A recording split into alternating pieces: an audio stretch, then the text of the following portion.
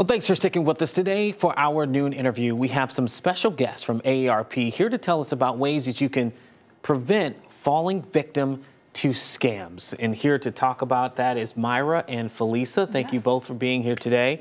And, you know, we were talking about cryptocurrency scams. It's something that you all are seeing pretty often right now. Tell me about that and then what you're seeing in terms of who's being taken advantage of. Definitely. Well, I can start off. Crypto, just to kind of give a brief overview of what crypto is basically digital money, okay? And as I was saying to you before, as the internet grows larger and larger, people are using crypto at a higher rate. So the thing that sets crypto apart from regular paper money is it's decentralized or it's deregulated. So it's not backed by a bank or financial institution. So whenever someone uses cryptocurrency, or as we call it crypto nowadays, the transactions are not verified. And if it's not verified by a bank or financial institution, it opens itself up to frauds and scams. So how's the process work? Where's the connection between the scammer and those who are falling victim? Actually, it's a type of financial scheme which they want to get your confidence first. And once your confidence is won, then they can steal your investments. And one of the ways that it works is when you do something, it's called an errant text. If you receive a text from someone, you really don't know exactly who it's from.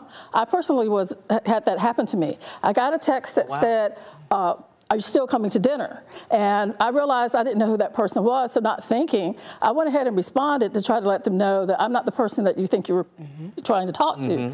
And as a result of talking to the person for a few days, eventually I learned that she was trying to tell me that she could help me get into cryptocurrency, at which time I knew that was a fraud. So the main thing they want to do is develop a relationship. And sometimes that could be just trying to find a friend. They contact you, and you think you're talking to someone who's a friend.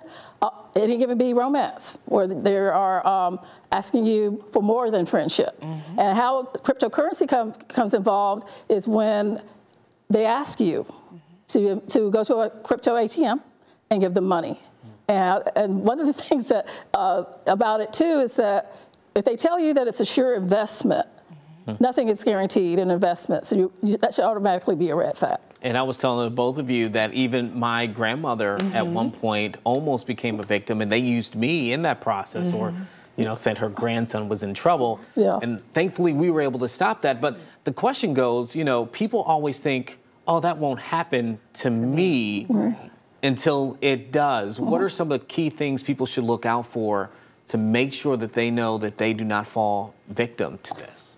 One of the things they need to do is say, if someone's calling you or texting, like the errant text is, don't respond, because unless you know the number or you know the person. Some of the other ways is that if you're getting emails and they have a text line in there telling you to click on something, don't click on it.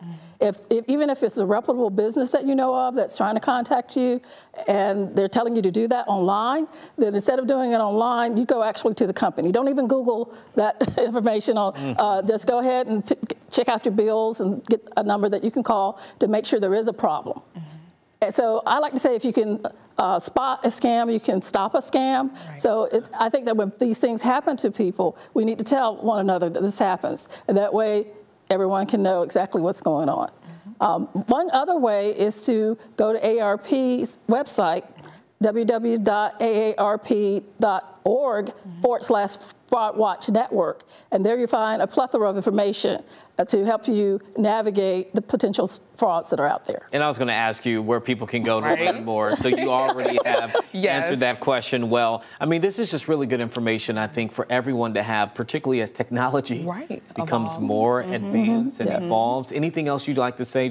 I think we got a few seconds left. Anything else people need to know before we head on out? I just think, like Myra said before, just being very vigilant. I know that people want to trust, and some people are very trusting by nature, but it's just really important to be vigilant, to verify anything before you send funds, and just to make sure that you do your homework. Do your homework. All right, great tips. Thank you both for being here. Hopefully people were able to listen and protect themselves just in case it happens to them, because the odds are it's not if but when, right? Yes, sometimes. Thank you both. We'll be right back.